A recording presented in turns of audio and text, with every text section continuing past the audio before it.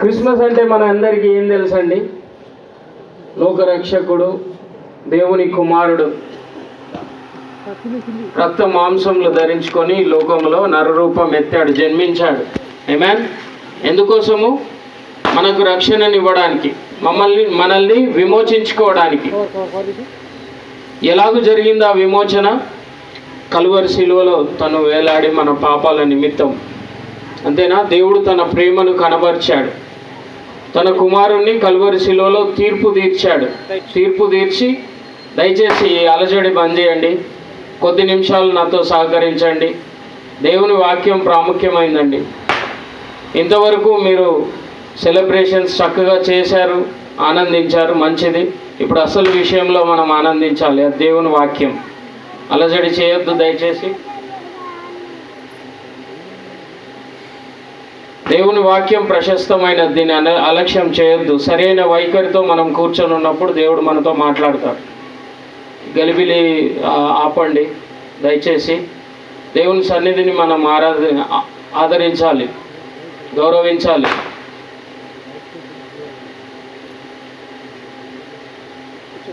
Okay, Christmas story గురించి చక్కగా పాటలను మనం విన్నాం. తూర్పున తార ఉదయించడం, అది జ్ఞానులు మరి దాన్ని కనుగొనడం. ముగ్గురు జ్ఞానులు 3 చోట్ల నుండి దేవుడు మరి ఆ దర్శనం ఇవ్వడం. ఆ తార గురించి. తార అంటే దేనికి సాదృశ్యం? ఒక మార్గదర్శకత్వంకి సాదృశ్యం. తార అంటే దేనికి సాదృశ్యం? వెలుగుకి సాదృశ్యం. అంతేనా? ఆ వెలుగులో, ఆ మార్గదర్శకతలో వాళ్ళు నడిచారు కదా. ఎక్కడి నుండో, ఏ దేశాల నుండో దేవుడు విభిన్న ప్రజలను పిలుస్తాడా, బయలుపరుచుకుంటాడా? దీనికి రుజువు ఇదే. జ్ఞానులు అందరికంటే ముందు గ్రహించారు కదా, పెద్దల కంటే ముందు కూడా. వాళ్ళకి లేఖనాలలో రాయబడి ఉంది. జాగ్రత్తగా గమనించండి. యూదులకైతే లేఖనాల్లో రాయబడి ఉంది, బెత్లెహేమ్ యూదయలో క్రీస్తు జన్మిస్తాడు, దేవుని కుమారుడు జన్మిస్తాడని. అంతేనా? జ్ఞానులకు ఏమన్నా ఉందా బైబిల్? లేదు. దేన్ని వెంబడించారు? తారను వెంబడించారు, చుక్కను వెంబడించారు. అంతేనా? చుక్క ఏం చేసింది? వెలుగునిచ్చింది. ఆ వెలుగుని వాళ్ళు వెంబడించుకుంటూ వచ్చారు. ఎక్కడికి వెళ్ళారు? యెరూషలేంకి వెళ్ళారు. ఎందుకు? యూదుల రాజు కదా. రాజు ఎక్కడ పుడతాడు? గొప్ప మరి పట్టణంలో పుడతాడు, గొప్ప స్థలంలో పుడతారని వెళ్ళినప్పుడు అక్కడ కనుగొన్నారా? లేదు. హేరోదు రాజును కనుగొన్నారు. హేరోదు రాజు దగ్గరికి వెళ్ళి మరి యూదుల రాజు ఇక్కడ పుట్టాలి అని అన్నప్పుడు వాళ్ళు కలవరపడ్డారు, పెద్దలు. మరి హేరోదు రాజు వాళ్ళంతా. హేరోదు రాజు ఎందుకు కలవరపడ్డాడు? నా సింహాసనంకి ఎసరు వచ్చిందేమో, నేను కదా ఇక్కడ రాజుని, యూదులకు రాజు పుడితే నా సింహాసనం పోతుందేమో అని భయపడ్డాడు. భయపడి పెద్దలనంతా పిలిచి మరి విచారించినప్పుడు, అవును, ఇదిగో బెత్లెహేమ్ యూదయలో దేవుని కుమారుడు క్రీస్తు పుడతాడు, కన్యక గర్భము దాల్చుతుంది అని ఆ లేఖనము, ప్రవచనము నెరవేరినప్పుడు ఆయన ఏమంటాడు? బాగుగా మీరు తెలుసుకొని విచారించి ఎక్కడున్నారో కనుక్కొని రండి, నేను కూడా వచ్చి పూజిస్తానంటాడు. అంటాడా? వాళ్ళు అక్కడి నుండి ఎక్కడికి వెళ్తారు? బెత్లెహేమ్కి వెళ్తారు. నేను క్లుప్తంగా చెప్తాను, ఎందుకంటే ఆల్రెడీ లేట్ అయింది. నన్ను అన్నీ ఎగరగొట్టి చాలా సింపుల్గా చెప్తాను. మత్తయి 2లో ఉంది క్రీస్తు జననం గురించి, మరి లూకా 2లో ఉంది, అలాగే యోహాను 1లో ఉంది. దీని మూడిటి సారాంశం ఏంటి? ఈ మూడిటి సారాంశం? రక్షణ, మానవాళికి రక్షణ లోకంలోనికి వచ్చింది. అంతేనా? నాకు తెలిసి మత్తయి తర్వాత లూకా అందరు తీసుకుంటారు, నేను యోహాన్ని తీసుకుంటాను.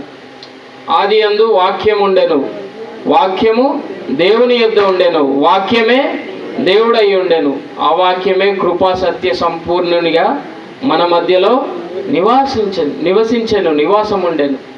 ఎంత గొప్ప విషయం ఇది! దీన్ని బట్టి మనం ఆనందించాలా? ఆమేన్, ఆమేన్. సో అక్కడి నుండి యెరూషలేం నుండి బెత్లెహేమ్కి వెళ్ళారండి జ్ఞానులు. బెత్లెహేమ్కి వెళ్ళినప్పుడు ఆ తార కనబడతా ఉంది. ఎక్కడికి వెళ్ళి ఆగింది? ఒక చిన్న స్థలంలోకి, ఒక చిన్న ఇంట్లోకి. అప్పుడు వాళ్ళ బాలుణ్ణి చూసినప్పుడు అప్పుడు బాలుడుగా ఉన్నాడు. వాళ్ళు ఏం చేశారు, ఒక్కొక్కరు ఇప్పుడు వాళ్ళు 3 ప్రదేశాల నుండి వచ్చి ఒక దగ్గర కలిసి ఉంటారు కదా, కలిసి వారి ప్రయాణంను సాగించుంటారు కదా. సో వాళ్ళు వ్యత్యాసమైన ప్రదేశంలో నుండి వ్యత్యాసమైన ఆలోచనలతో వచ్చిన వారికి ఒక్కటే వాళ్ళ గమ్యం ఏంటి, రక్షకుణ్ణి చూడాలి, ఏంటి, యూదుల రాజుని చూడాలి. ఈరోజు మనం కూడా వ్యత్యాసమైన ఆలోచనలు కలిగి ఉంటాం, కానీ మన ఆశ ఒకవేళ యూదుల రాజుని చూడాలి, ఆ రక్షకుణ్ణి చూడాలి, ఆ దేవుణ్ణి చూడాలి అని అన్నప్పుడు దేవుడు నడిపిస్తాడా? ఐకమత్యంలో నడిపిస్తాడా? నడిపించాడు. వాళ్ళు అక్కడ వెళ్ళాక చూడండి, వాళ్ళ కానుకలు కూడా వ్యత్యాసంగా ఉన్నాయి. ఒకరు ఏం చేశారు, ఇప్పుడు పాటలలో 3 పాటల్లో మనకు వచ్చింది. ఒకరు ఏమి ఇచ్చారు, బంగారం. బంగారం దేనికి సాదృశ్యం? రాజరికానికి, రాయల్టీ. గోల్డ్ మీన్స్ రాయల్టీ, అంతేనా? అందరు ఒప్పుకుంటారా? లేడీస్ ఒప్పుకుంటారు కదా, బంగారం రాజరికానికి సాదృశ్యం. ఆయన అట్లా చూశాడు యూదుల రాజుని, యేసు ప్రభు వారిని, దేవుని కుమారుణ్ణి అట్లా చూశాడు. ఇంకో అతను ఎలా చూశాడు, సాంబ్రాణి. సాంబ్రాణి అంటే ఏంటి? ధూపం వేసేది ఎవరికి? దేవుడికి, అంతేనా? పూజ చేస్తారు కదా, ధూపం వేస్తారు. ఆయన ఏం చూశాడు? దైవత్వంను చూశాడు. ఇంకో అతను ఏం చేశాడు, బూలమును తెచ్చాడు. బూలం అంటే ఏంటి? మరణము. మరణించినప్పుడు చేదైన వేర్లను కలిపి ఆ శరీరంను కాపాడడానికి ఆ బూలమును పెడతారు.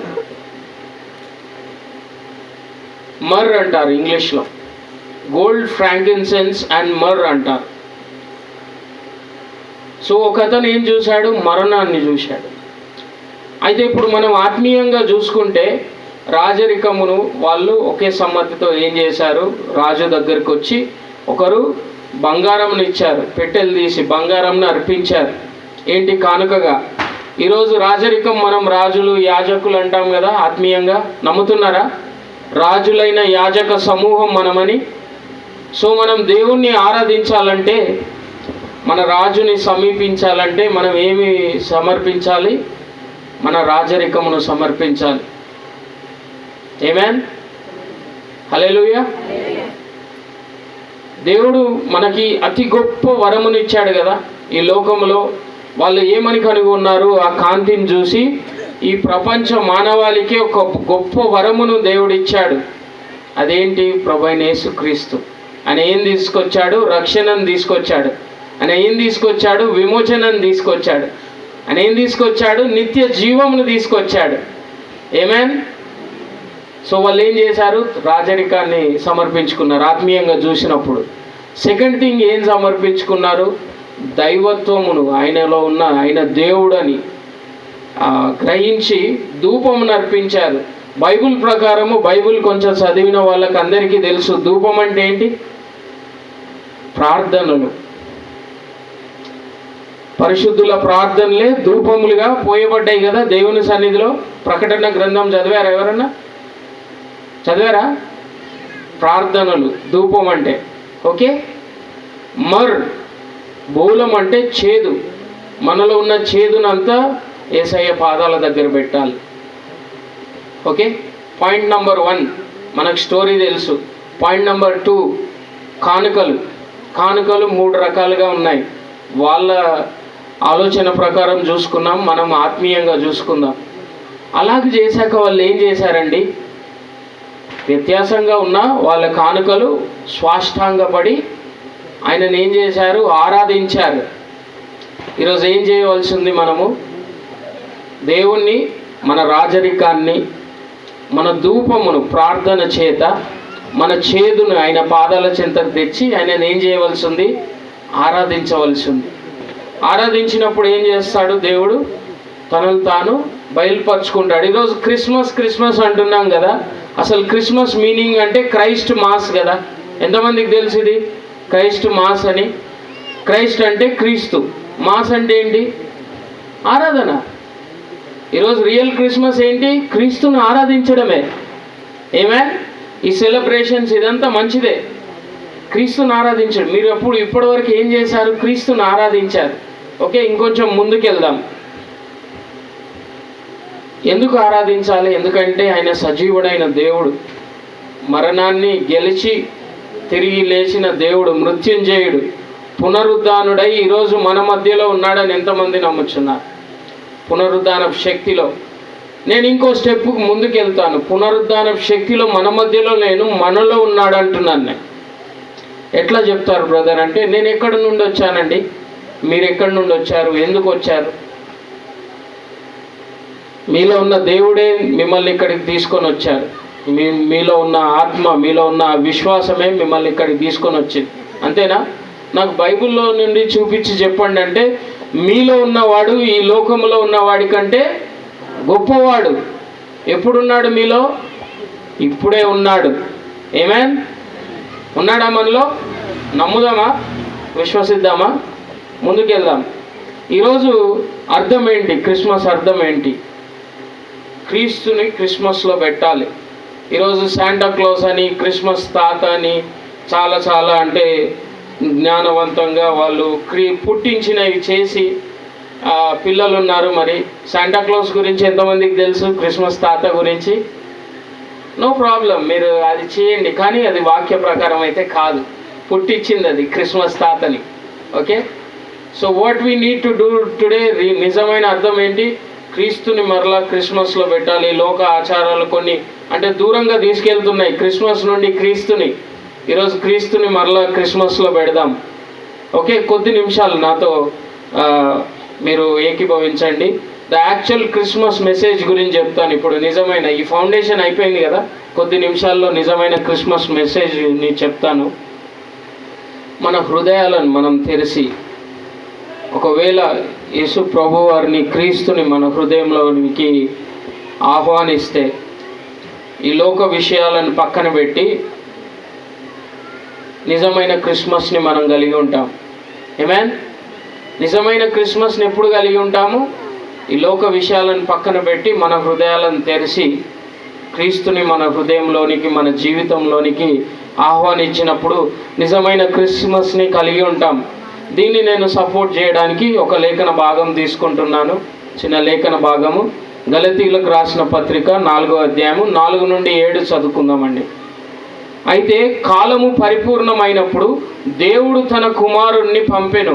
ఆయన స్త్రీ యందు పుట్టి మనము దత్తపుత్రులము కావలెనని ధర్మశాస్త్రమునకు లోబడి ఉన్న వారిని విమోచించుటకై ధర్మశాస్త్రమునకు లోబడిన వాడాయను.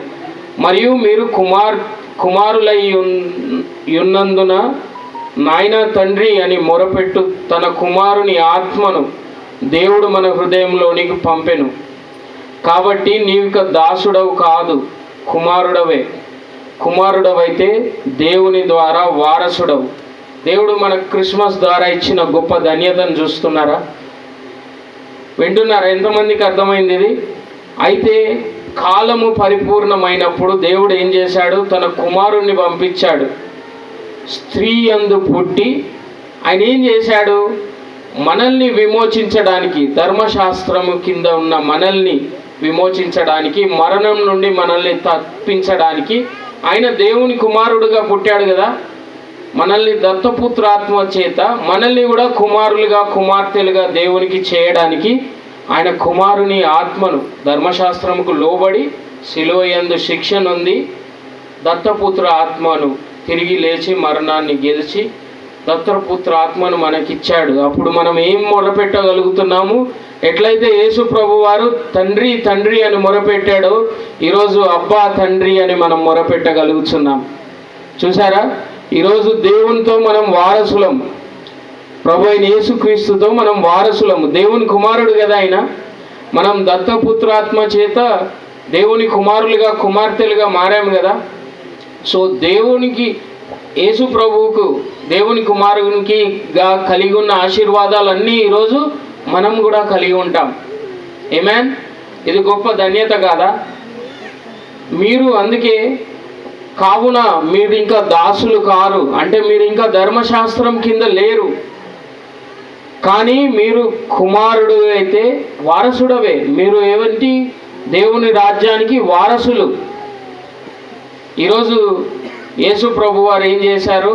మనకు వారసత్వం ఇచ్చారు. ఇంకో లేఖనం ఉంది, చాలా చక్కని లేఖనము.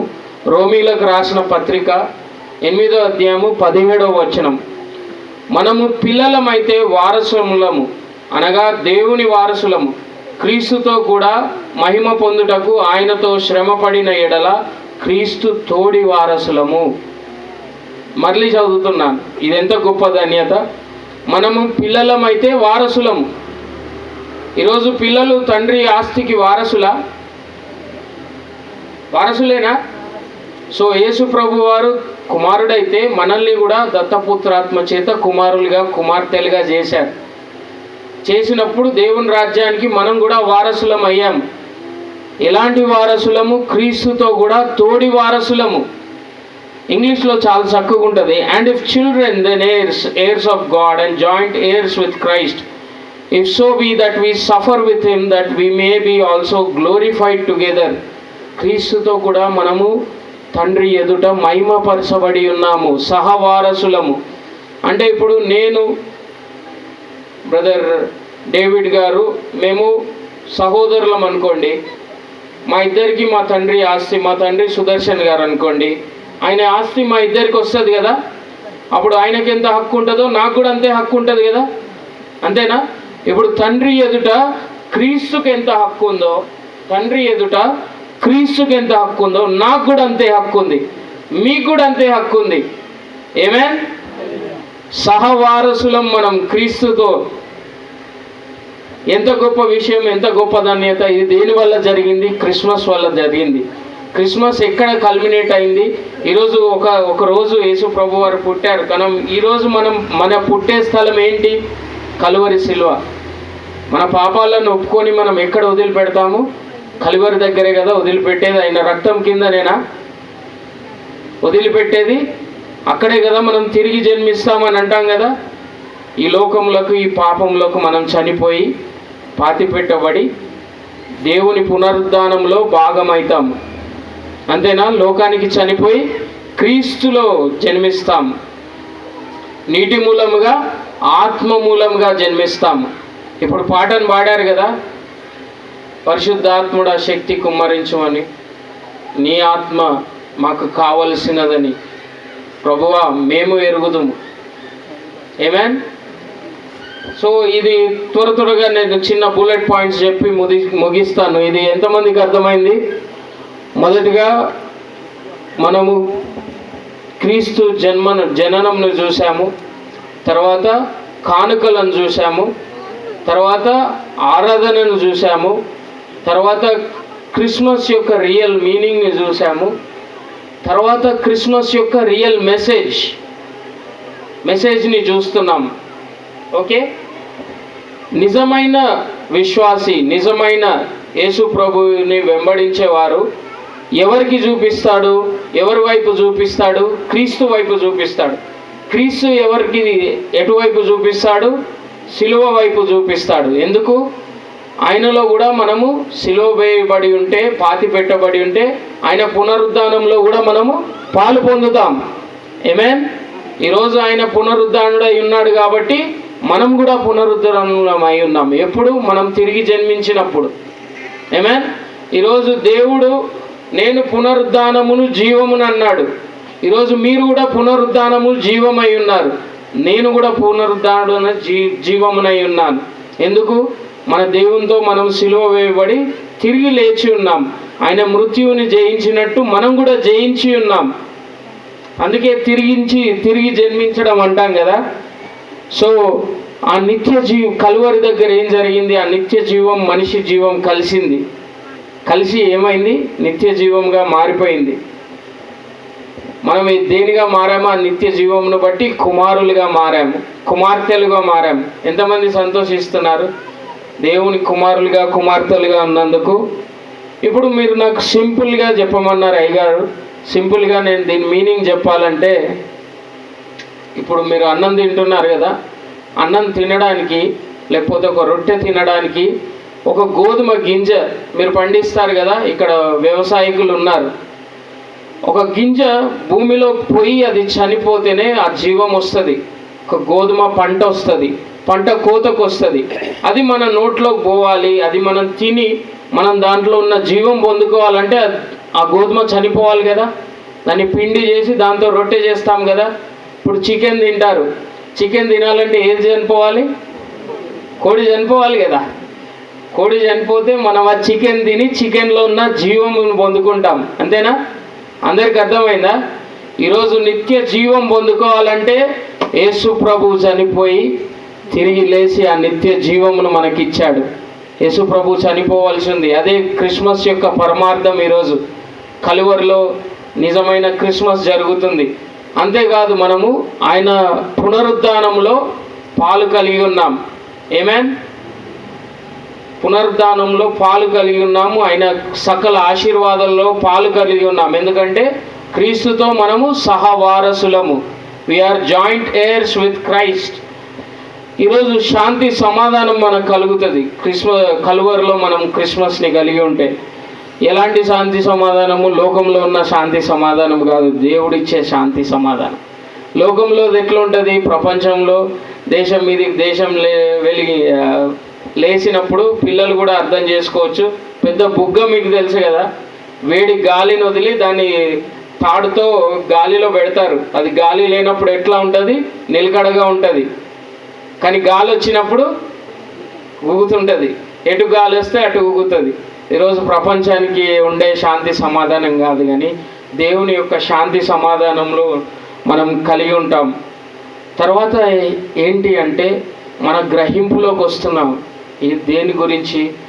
మనం దేవుణ్ణి ఆరాధిస్తున్నాం. నిజమైన క్రిస్మస్ మన సృష్టికర్తను మనము ఆరాధిస్తున్నాం.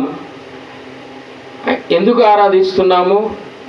పరలోకమును మహిమను వీడి ధరకే తెంచి ఒక పశువుల పాకలో ఒక తొట్టిలో నీ కొరకు నా కొరకు జన్మించాడు. ఈరోజు కులాలు అంటారు, మతాలు అంటారు, కానీ నాకు ఒక్కటి తెలుసు, యేసు ప్రభువారు సృష్టికర్త అయిన దేవుడు ఎంతగా తగ్గించుకున్నాడంటే, నేను చెప్పాను కదా, కొత్త పాయింట్ చెప్తాను నేను ఎప్పుడని, ఇది మీరు వినుండరు. ఆయన ఎంతగా తగ్గించుకున్నాడు అంటే పొట్టుడైన జక్కయ్య చెట్టు ఎక్కి ఆయనను చూడవలసి వచ్చింది. పొట్టివాడు కదా, ఆయన యేసు ప్రభువుని చూడాలంటే ఎట్లా చూడాలా, అంతేనా?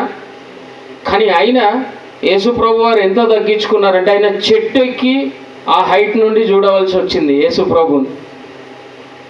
జరిగింది అయితే బైబిల్లో. ఎంతగా తగ్గించుకున్నాడంటే శిష్యుల పాదాలు కడిగాడు. ఎంతగా తగ్గించుకున్నాడంటే ఒక అవిశ్వాసుల చేతుల రోమన్ క్యాపిటల్ పనిష్మెంట్, అంటే తీవ్రమైన శిక్ష, అంతకు మించిన శిక్ష లేదు, అలాంటి శిక్షను పొందాడు. ఈరోజు మనం నిజంగా అలాంటి దేవుడు రక్త మాంసములు కలిగి మన కొరకు ధరకేసించాడు ఈ క్రిస్మస్ ద్వారా. ఎంతగా మనం సంతోషించాలి. ఆమేన్. ఒక్క పాయింట్ చెప్తాను. ఈరోజు ఆయన గొప్ప వరముగా దేవుడు మనకు పంపించి ఉన్నాడు కదా. ఈరోజు మనం ఏమి ఇవ్వగలం? ఆ జ్ఞానులైతే మరి వాళ్ళకి కలిగి ఉన్నది ఇచ్చారు. మనం ఏమి ఇవ్వగలం? ఎవరైనా చెప్తారా? ఈ క్రిస్మస్ రోజు, ఈ క్రిస్మస్ సందర్భంగా ఏమి ఇవ్వగలం మనం? నానా,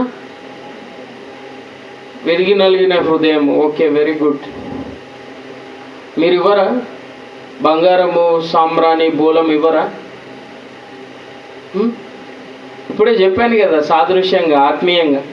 బంగారం అంటే దేనికి సాదృశ్యం? రాజరికానికి. బూలం అంటే చేదు. సాంబ్రాణి అంటే ధూపం. ధూపం అంటే ఏంటి? ప్రార్థనలు. ఎవరి ప్రార్థనలు? పరిశుద్ధుల ప్రార్థనలు. ఈరోజు సింపుల్గా ఒక్క మాటలో చెప్పాలంటే అందరికి అర్థమయ్యేటట్టు మన జీవితాన్ని ఇవ్వగలం అంతే. మన దగ్గర ఏముంది? ఇద్దామా మన జీవితాన్ని?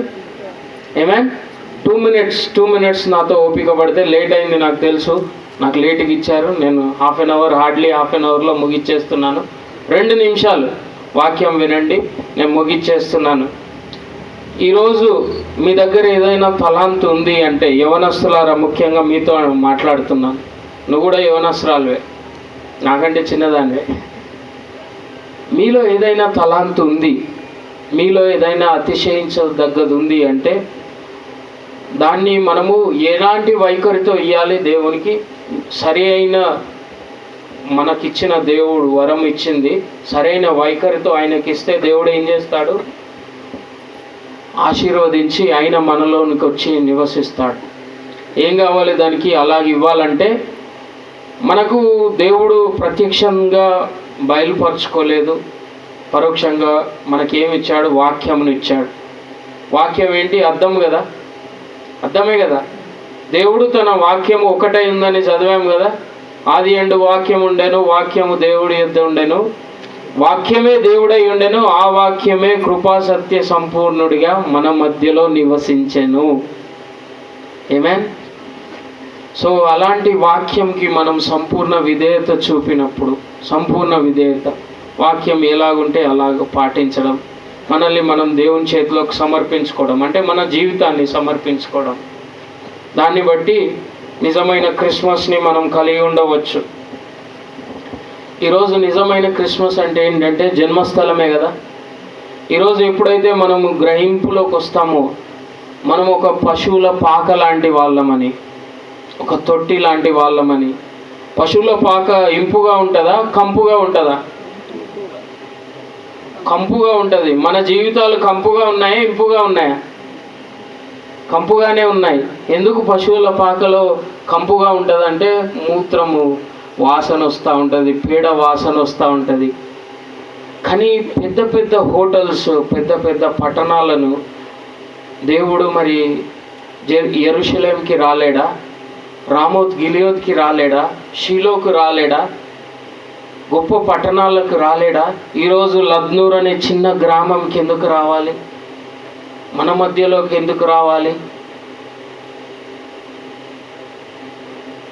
ఈరోజు మనం ఎప్పుడైతే గ్రహింపులోనికి వస్తామో దేవుడు అదే ఇష్టపడుతున్నాడు. మరి పశువుల పాకలోకి, ఆ కంపైన స్థలములోకి, దాన్ని ఇంపుగా చేయడానికి, ఆ తొట్టిలోకి రావడానికి ఇష్టపడుతున్నాడు.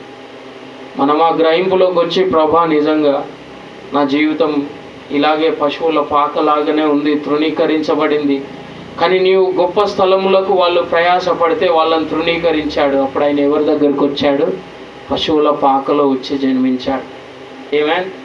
ఒకవేళ మనం ఈరోజు ఒక కంపైన పశువుల పాక లాంటి వాళ్ళమే మన జీవితాలు, ప్రభా ఈ తొట్టిలోకి వచ్చి, ఈ నా హృదయం అనే తొట్టిలోకి వచ్చి మీరు నిజంగా జన్మించండి అన్నప్పుడు, అలాంటి సంపూర్ణ విధేయత, సంపూర్ణ సమర్పణ కలిగి దేవుణ్ణి అడిగినప్పుడు దేవుడు ఖచ్చితంగా వచ్చి మన హృదయంలో నివసిస్తాడు. అదే రియల్ క్రిస్మస్. ఆమేన్.